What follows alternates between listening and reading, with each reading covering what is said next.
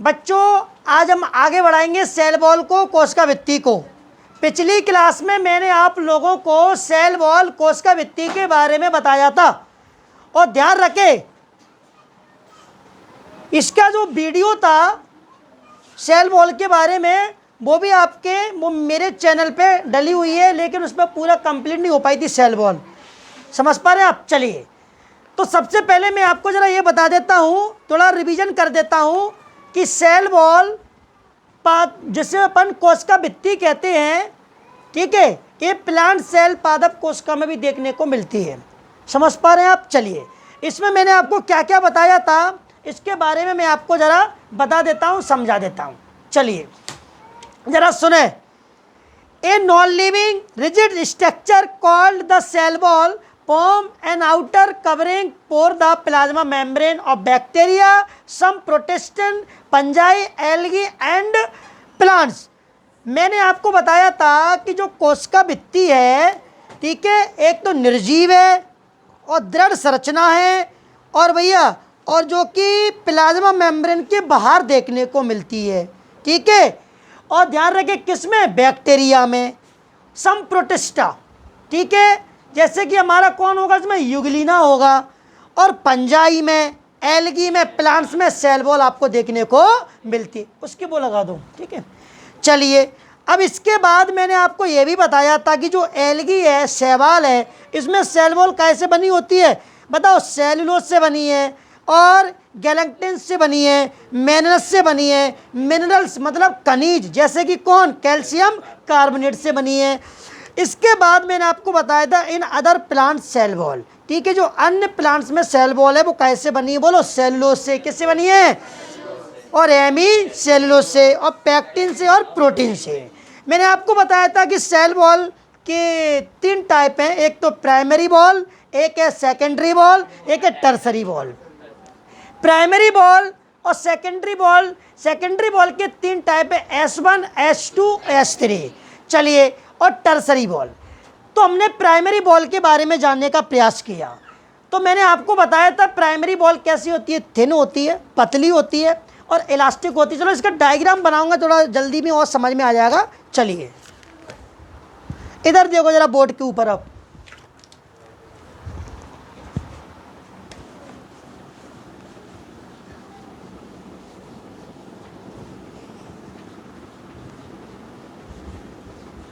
इधर सुनो, एक कोई सेल है, ठीक है, और इसके बाहर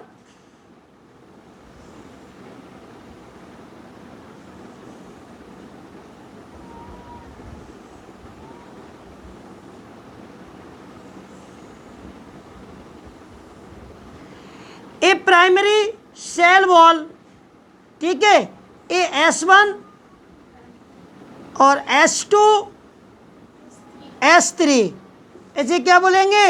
सेकेंडरी सेल वॉल, ठीक है।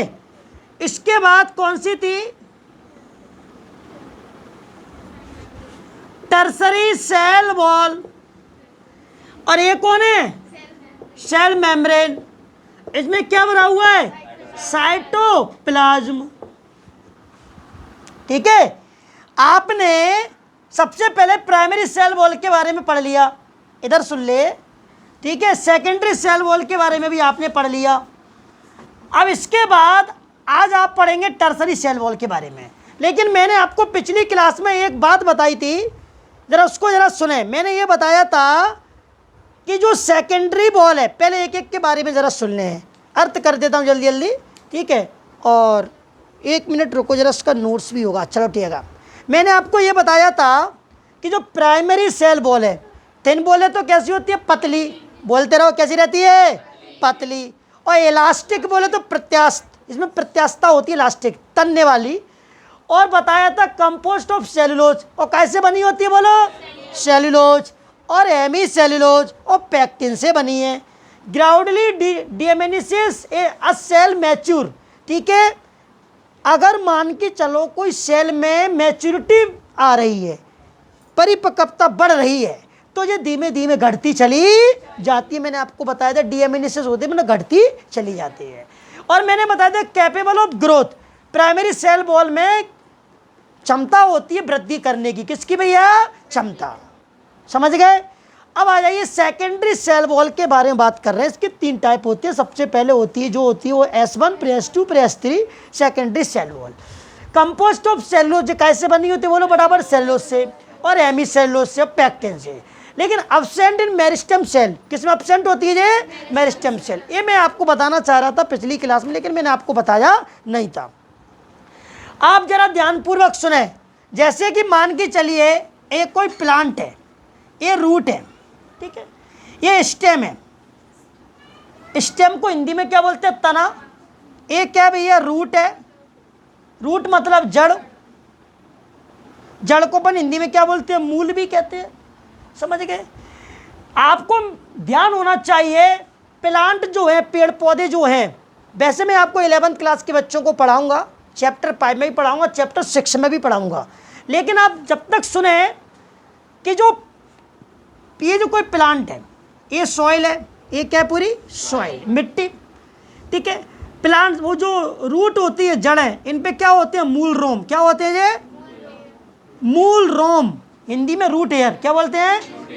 इंग्लिश में रूट एयर। इंग्लिश में रूट एयर, हिंदी में मूल रोम। अब जरा सुने बच्चों, ये तने का शीर्ष है। किसका शीर्ष है ये? ये स्टेम का एपेक्स है। Stem apex. एपेक्स की जगह टर्मिनल भी बोल सकते हैं। समझ गए? ये टिप भी कह सकते हैं। क्या कह सकते हैं? Tip. Stem terminal, stem apex, stem tip. और ये क्या है? ये रूट का, किसका है ये? रूट एपेक्स भी कह सकते हैं, या इसको टर्मिनल भी कह सकते हैं, या इसको टिप भी कह सकते हैं। हिंदी में क्या बोल सकते हैं? इसको जड़ का शीर्ष कह सकते हैं, या मूल का शीर्ष कह सकते हैं। ध्यान तो सुनना, जड़ का शीर्ष या मूल का शीर्ष या तने का शीर्ष। बच्चों इधर सुनो, इसमें एक टिश्यू होता है। क्या होता है? टिश्यू। उसका नाम है मेरिस्टेमेटिक टिश्यू। क्या नाम है भैया? Meristematic tissue. मेरिस्टेमेटिक टिश्यू, ठीक है।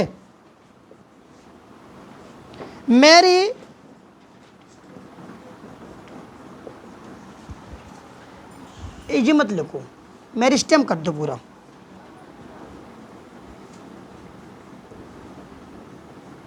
Meristem tissue. अच्छा ध्यान से सुनो पहले, मेरिस्टेम टिश्यू हिंदी में इसका नाम अटपटाई है, विभेजकी ऊतक। क्या बोलते हैं? विभेजकी ऊतक। क्या बोलेंगे? विभेजकी ऊतक, ठीक है। विभाजन करने वाला ऊतक होता है ये, ठीक है। जरा मैं इस किताब को देना जरा जी वाली, हाँ जी नीचे वाली मोटी वाली, जल्दी दो।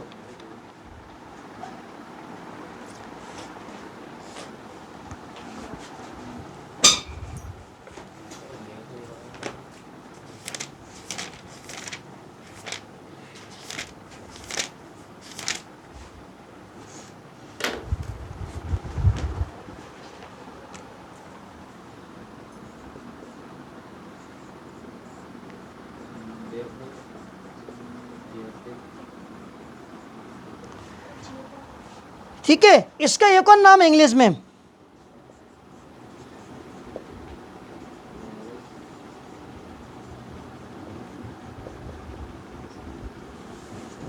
चलो सुनो जरा इधर। Meristem tissue, meristematic tissue, Hindi में विभेजक ऊतक। एक कहाँ प्रेजेंट होता है? रूट एपेक्स, जड़ के शीर्ष में या तने के शीर्ष में। कहाँ होगा? मैं क्या बोल रहा हूँ समझ पा रहे हैं क्या? बहुत इंपॉर्टेंट बात बोल रहा हूँ। जड़ के शीर्ष में या तने के शीर्ष में कौन सा ऊतक होता है? मेरिस्टेम टिश्यू, ये मेरिस्टेमेटिक टिश्यू। अच्छा ये कैसे बना होता है? ये बना होता है, ये कैसे बने होते हैं ये? या तो ये बोलो या ये बोलो। ये बना होता है मेरिस्टेमेटिक सेल से, मेरिस्टेमेटिक सेल से, ठीक है। या फिर इसको मेरिस्टेम सेल से बोल सकते हैं। क्या बोल सकते हैं? मेरिस्टेम सेल से। हिंदी में विभेजक कोशिका, क्या बोल सकते हैं?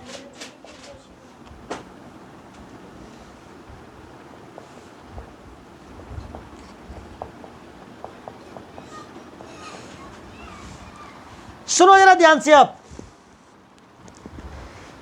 पहले तो आपको यह बात क्लियर करो, मेरिस्टेम टिश्यू या मेरिस्टेमेटिक टिश्यू विभेजक ऊतक कहाँ पाया जाता है?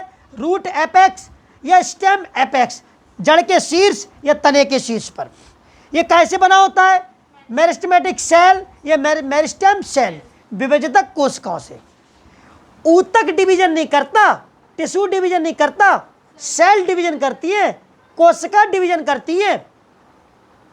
उसी के नाम पर उसी का सेल का नाम दे दिया। देखो जिस सेल को है मेरिस्टेम सेल, तो नाम क्या पड़ गया? मेरिस्टेमेटिक टिश्यू, क्योंकि सेल मिलकर बनाती है क्या? ऊतक। कोशिका मिलकर बनाती है ऊतक, मतलब सेल मिलकर बनाती है टिश्यू। समझ पा रहे? ध्यान रखें, पेड़ पौधे जो होते हैं, प्लांट्स जो होते हैं, उनमें दो जगह वृद्धि होती है, दो जगह ग्रोथ होती है, या तो जड़ के शीर्ष में होगी या तने के शीर्ष में होगी, या तो रूट एपेक्स पर होगी या फिर वो स्टेम एपेक्स पर होगी। क्यों होगी?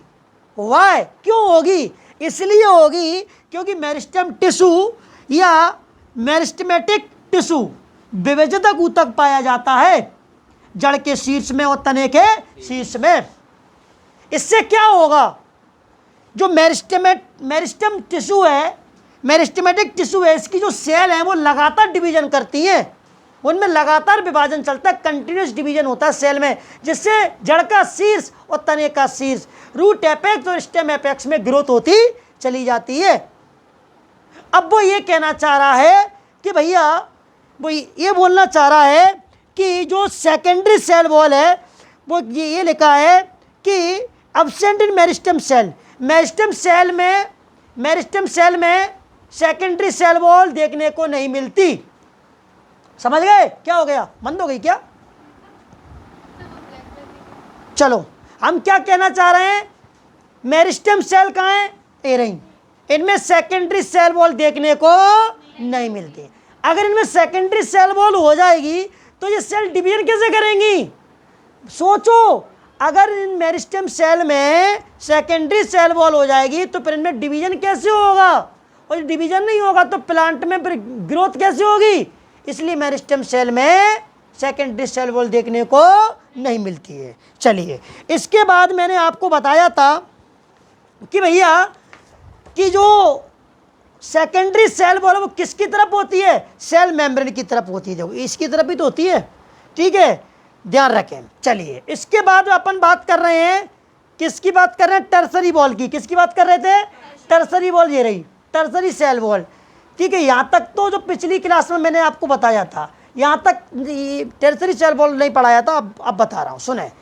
Present only in tracheids of gymnosperm, ठीक है। देखिए भैया, मैं आपको बता देता हूँ कि ये जो है टर्सरी सेल वॉल है, क्या लिखा है इसके अंदर? इसमें लिखा है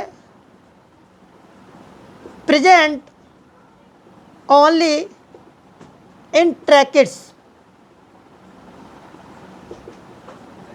ऑफ जिम्नोस्पर्म।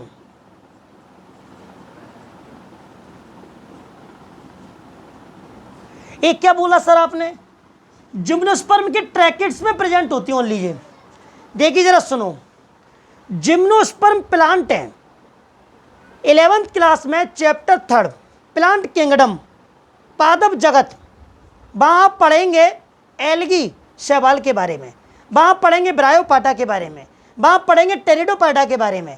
आप वहाँ पढ़ोगे जिम्नोस्पर्म। जिम्नोस्पर्म को हिंदी में अनावर्त बीजी पौधे बोलते हैं। क्या बोलते हैं? अनावर्त बीजी पौधे, अनावर्त बीजी पौधे। ये क्या होते हैं सर? पहले मैं आपको बताऊं, ये जो पेड़ पौधे होते हैं, प्लांट्स होते हैं, इनको 5 क्लास में, 5 जो वर्ग हैं उसमें क्लासिफिकेशन किया गया, वर्गीकरण किया गया है। सबसे पहले शैवाल, फिर ब्रायोपाटा, फिर टेरिडोपाटा, फिर जिम्नोस्पर्म, इनको अनावर्त बीजी पौधे, एक और होते हैं एंजियोस्पर्म। कौन से होते हैं? एंजियोस्पर्म। इन्हें आवर्तबीजी पौधे कहते हैं। एंजियोस्पर्म जो प्लांट हैं उन्हें हिंदी में आवर्तबीजी पौधे कहते हैं। जिम्नोस्पर्म प्लांट हैं उन्हें अनावर्तबीजी पौधे कहते हैं। इनमें से डिफरेंस क्या है? डिफरेंस मैं आपको बता रहा हूं।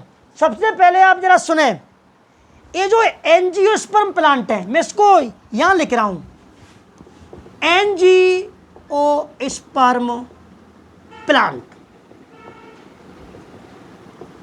आवृत बीजी पादप। ध्यान से सुनना, एंजियोस्पर्म प्लांट को हिंदी में आवर्तबीजी पादप कहते हैं। ऐसे पेड़ पौधे, ऐसे पादप जिनके बीज पर क्या होता है? आवरण। बीज मतलब सीड। जैसे आपने चने का बीज देखा होगा, गेहूं का बीज देखा होगा। चने के बीज को पानी में रखना तो वो छिलका होता है, एक अलग हो जाता है, वही आवरण होता है। अगर सीड पर, बीज पर आवरण है, सीड कोट है, क्या बोलते हैं इंग्लिश में? Seed coat. सीड कोट, बीज आवरण। तो ऐसे प्लांट को हम क्या बोलेंगे? एंजियोस्पर्म प्लांट, आवर्तबीजी पौधे कहेंगे। आपसे किसी ने पूछा, चल बता आवर्तबीजी पौधे क्या होता है, एंजियोस्पर्म प्लांट क्या होता है? तो ऐसे पेड़ पौधे जिनके बीज पर बीज आवरण पाया जाता है, ऐसे पौधे जिनके बीज पर बीज आवरण पाया जाता है उन्हें आवर्तबीजी पौधे कहते हैं। नाम से पता पड़ रहा, आवर्तबीजी मतलब ऐसे पेड़ पौधे जिनके बीज पर आवरण है। इंग्लिश में सीड पर सीड कोट प्रेजेंट है तो वो एंजियोस्पर्म प्लांट। अब अनावर्तबीजी पौधे, देखो अपने आप समझ में आ रहा है, ऐसे पेड़ पौधे जिनके बीज पर आवरण नहीं पाया जाता है, मतलब इनके ऐसे प्लांट जिनकी सीड पर सीड कोट प्रेजेंट नहीं है, उन्हें अनावर्तबीजी पौधे कहते हैं। अब जिम्नोस्पर्म के ट्रैकिड्स, ये क्या होता है ट्रैकिड्स? जैसे कि आप लोग चैप्टर 6 11th क्लास में पढ़ेंगे आप, तो वहां आपको जाइलम फिलोजम के बारे में पढ़ाया जाएगा। जाइलम जल और मिनरल्स, खनिज लवण, मिनरल साल्ट बोलते हैं, खनिज लवण, और बोले तो जल बोले तो वाटर, इसका ट्रांसपोर्ट करता है, स्थानांतरित करता है। फिलोयम फूड का ट्रांसपोर्ट करता है, भोजन का संवहन करता है। जाइलम फिलोयम ये भी सेल से बने हुए हैं।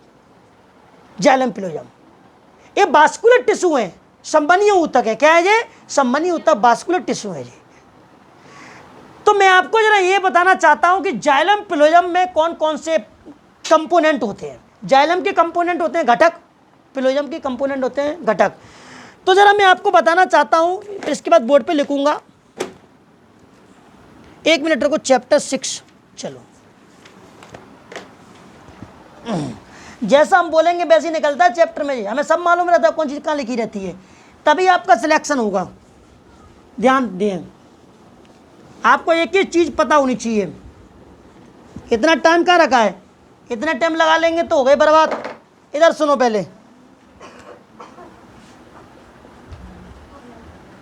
जाइलम के अंदर कौन कौन होते हैं जरा सुने। सबसे पहले मैं आपको जरा बताना चाहता हूं, ट्रैकिड्स,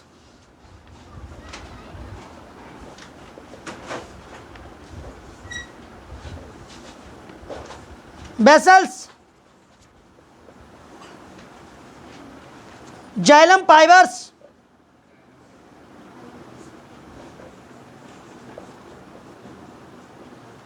जाइलम पेरेनिकाइमा,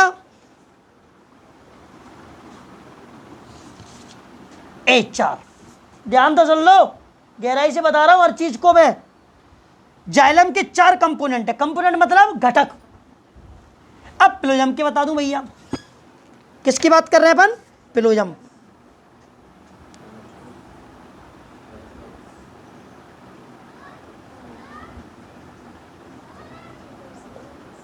सबसे पहले कौन है फिलोयम के अंदर? इसमें थी है क्या?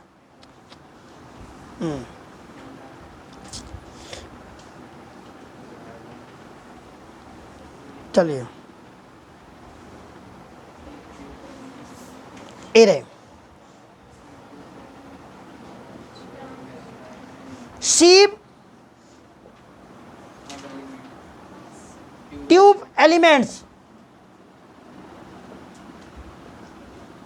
दूसरा कौन सा है? Companion cell.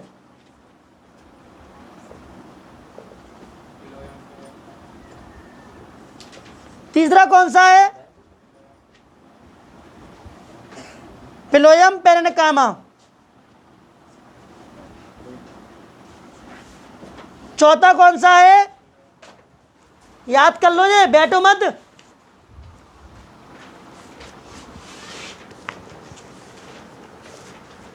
पिलोयम पेरेनिकामा, पिलोयम फाइबर्स।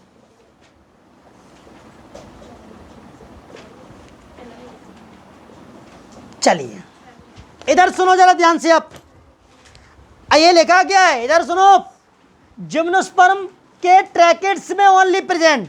तो ट्रैकेट्स किस में है? इधर नहीं देख पा रहे अनुष्का, इधर देखो। ट्रैकेट जाइलम के कंपोनेंट, जाइलम के घटक कौन कौन से? Tracheids, vessels, xylem fibres, xylem parenchyma. तो ध्यान रखें, हम कौन से प्लांट्स में पढ़ रहे हैं? जिम्नोस्पर्म। जिम्नोस्पर्म के ट्रैकेट्स, इनमें ओनली कौन प्रेजेंट होगी? टर्सरी सेल वॉल प्रेजेंट होगी। चलिए आगे पढ़ें। कौन सी चीज कहाँ जुड़ी है, जरा गहराई दे दियो जरा आप। चलिए इसके बाद क्या लिखा है इसमें, और ये कैसे बनी होती है टर्सरी सेल वॉल? बताओ। हेमी सेलुलोज और जाइलेन। किससे बनी होती है? जाइलेन। जाइलेन जी लिखा है, जाइलेन। जाइलम मत बोल देना, जाइलेन एक मटेरियल, एक सब्सटेंस है। चलो अब आ जाओ मिडिल लैमेला। किसके बारे में बात कर रहे हैं? Middle lamella. इधर देखो जरा, ये बात समझ गए ना पूरी बात?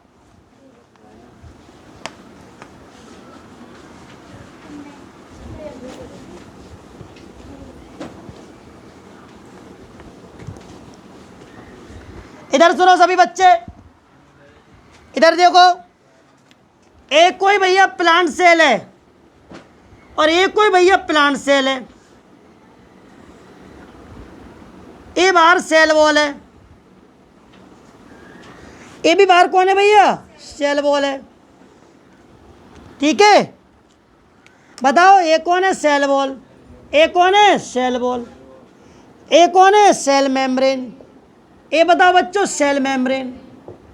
ये कौन है? न्यूक्लियस केंद्रक। ये कौन है? न्यूक्लियस केंद्रक। ये क्या है? साइटोप्लाज्म कोश का द्रव। इसमें क्या भरा हुआ है? साइटोप्लाज्म कोश का द्रव।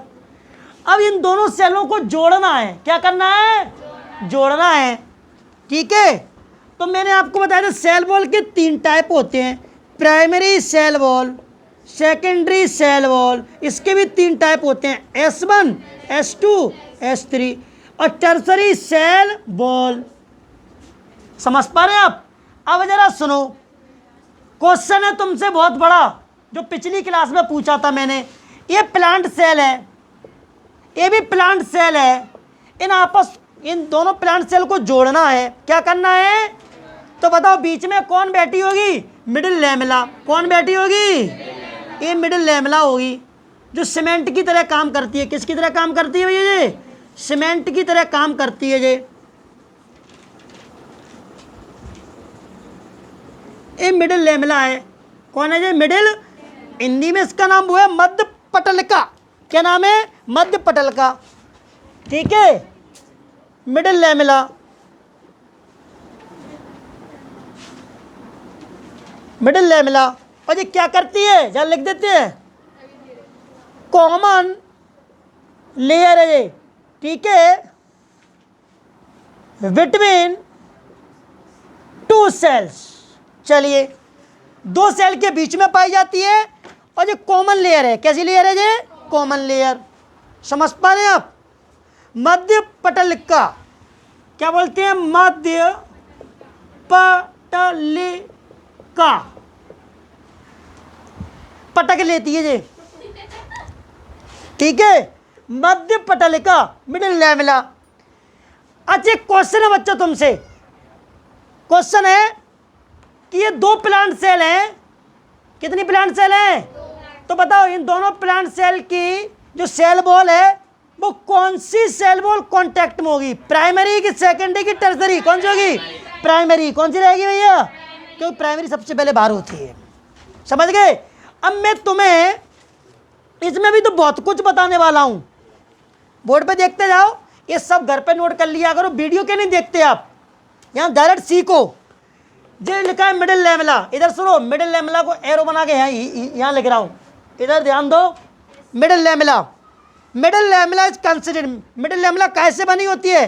कैल्शियम एंड मैग्नीशियम पैक्टेड से, पैक्टेड। बोलो, ये क्वेश्चन आ चुका है, ये ध्यान तो सुनो फटाफट पहले। मिडिल लैमेला कैसे बनी होती है? Calcium and magnesium pectate. लेकिन ध्यान रखना, मिडिल लैमेला किसकी तरह काम करती है? प्लांट सीमेंट है ये। क्या है ये भैया? प्लांट सीमेंट की तरह। अच्छा, प्लांट सीमेंट की तरह क्यों बोला? क्योंकि दो प्लांट सेल को जोड़ने का काम करती है। अच्छा, अमाउंट इज, ये क्वेश्चन आ चुका है, ये क्वेश्चन आ चुका है कि मिडिल लैमेला कैसे बनी होती है? Calcium and magnesium pectate. लेकिन सबसे ज्यादा कौन प्रेजेंट होता है इसके अंदर? कैल्शियम कि मैग्नीशियम? तो इसमें होता है कैल्शियम। कौन होता है? तो लिखना पड़ेगा amount, amount of calcium is more. क्या होता है? कैल्शियम सबसे ज्यादा प्रेजेंट होता है। अब मैं तुम्हें यहां पे बहुत कुछ अच्छी बात बताने वाला हूं, जरा सुने। ये बात तो पूरी हो गई। अब बात कर रहे हैं cellulose is a main constituent of cell wall, मतलब सेल वॉल का मुख्य घटक है। ये साफ कर रहा हूं मैं, ठीक है? अब चलो लाओ, आज सेल वॉल को पूरा खत्म करेंगे।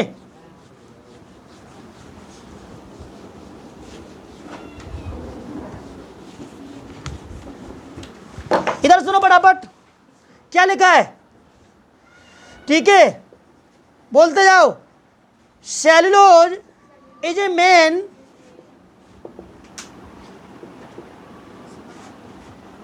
कॉन्स्टिट्यूएंट, इसका मतलब होता है घटक। क्या होता है? या अवयव, अवयव ऑफ सेल वॉल। ठीक है, क्या बोल रहा है? कोशिका भित्ति का मुख्य घटक कौन है? बट, लेकिन एडिशन, इसके अतिरिक्त टू, इसके अलावा कौन होता है सेल वॉल के अंदर? सेलुलोज के अलावा बोलते जाएं। एमी सेलुलोज कौन होता है भैया? टू सेलुलोज, एमी सेलुलोज कौन होता है? Hemicellulose. और कौन होता है? क्यूटिन। कौन होता है? क्यूटिन। और कौन होता है? पैक्टिन। कौन होता है? पैक्टिन। और कौन होता है? Lignin, lignin. और एक होता है सुवेरिन। कौन होता है? वहां मैंने आपको रॉबर्ट हुक ने सेल वॉल को डिस्कवर किया था, ठीक है? जो कॉर्क के पीस पर सुवेरिन एक जमा हुआ था, ठीक है? Are also present in cell wall, in cell wall. चलिए, इसके बाद अब एक बात और, एक पॉइंट और लिख रहा हूं, ये तो हो गई बात पूरी। सेल वॉल वर्कड, ठीक है, अस फ्रेम या फिर प्रोटेक्टिव लेयर ऑफ सेल।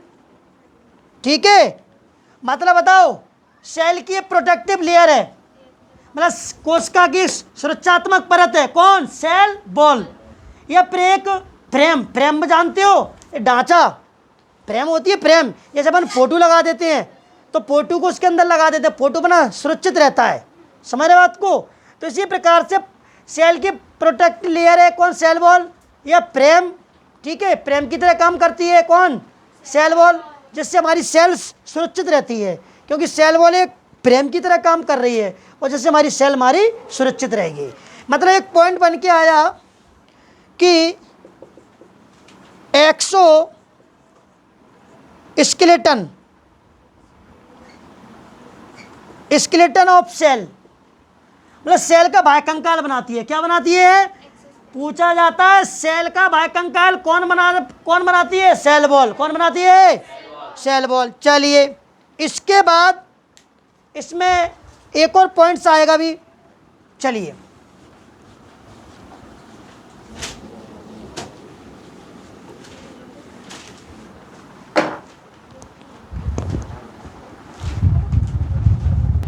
चलिए ये जो लिखा हुआ है इसके बारे में समझना है। क्या लिखा हुआ है जरा सुने। सेलुलोज, ठीक है, माइक्रोफिब्रिल्स एंड मैक्रोफिब्रिल्स लिखा है। क्या लिखा है? एक मिनट रुको, अभी खोलो मत, जाओ आने का लो कौन है। चलो, तो उसमें क्या लिखा है? सेलुलोज के दो फिलामेंट होते हैं। सेलुलोज माइक्रोफिब्रिल्स, माइक्रो मतलब छोटे, एंड मैक्रोफिब्रिल्स मतलब बड़े। तो बताइए सेलुलोज के दो तंतु हैं, कौन कौन से? माइक्रोफिब्रिल्स और मैक्रोफिब्रिल्स, जो कि आर अरेंज इन लेयर, मतलब ये परत में व्यवस्थित होते हैं। किसमें भैया? सेलुलोज के माइक्रोफिब्रिल्स एंड मैक्रोफिब्रिल्स, ठीक है, आर अरेंज इन लेयर, ठीक है, जो कि लेयर में प्रेजेंट है, of to form skeleton of cell wall. और सेल वॉल का क्या बनाते हैं? कंकाल। क्या बनाते हैं? अच्छा, सेल वॉल का कंकाल कैसे बनाते होंगे? सेल वॉल कैसे बनी है? सेलुलोज से। और सेलुलोज के दो फिलामेंट है, कौन कौन? माइक्रोफिब्रिल्स और मैक्रोफिब्रिल्स, जो कि अरेंज है लेयर के फॉर्म में, जिससे सेल वॉल का कंकाल बनता है। In between this layer, in layer के बीच में, जिन लेयर के फॉर्म में प्रेजेंट होंगे, क्योंकि आपने पढ़ा है कि सेल वॉल कैसे बनी है? सेलुलोज से। तो सेलुलोज के फिलामेंट है दो, माइक्रोफिब्रिल्स और मैक्रोफिब्रिल्स, जो कि लेयर के रूप में प्रेजेंट है, जिससे सेल का कंकाल बनेगा। और इन्हीं जो लेयर के बीच में कुछ और भी सब्सटेंस, और भी पदार्थ होते हैं। कौन कौन? जरा सुने। In between this layer other substance, कौन कौन बोलो? कौन कौन? ये पैक्टिन, बोलो हेमीसेलुलोज में भी प्रेजेंट, ये भी प्रेजेंट होते हैं। और ध्यान रखें, क्या लगा अभी इसके बाद भैया? This form matrix of cell wall. और सेल वॉल का क्या बनाते हैं? मैट्रिक्स। क्या बनाते हैं? सेल वॉल का मैट्रिक्स एक द्रव होता है, लिक्विड होता है, समझ गए, वो बनाते हैं। अब इसके बाद एक अलग पॉइंट लिखा है, cell wall material. Cell wall का मटेरियल मतलब कोशिका भित्ति का जो पदार्थ है, जैसे कि कौन है? हेमीसेलुलोज, बोलो कौन है? पैक्टिन और लिग्निन। इनका सिंथेसिस कहाँ होता है? आर सिंथेसिस इन क्या लगा भैया? प्लांट गोल्गी बॉडी, ठीक है, या डिक्टियोसोम। ध्यान से सुनना, एक बात तो सुन लेना, गोल्गी बॉडी एनिमल सेल में भी होती है, तो वहां उसको गोल्गी बॉडी कहते हैं। क्या बोलते हैं?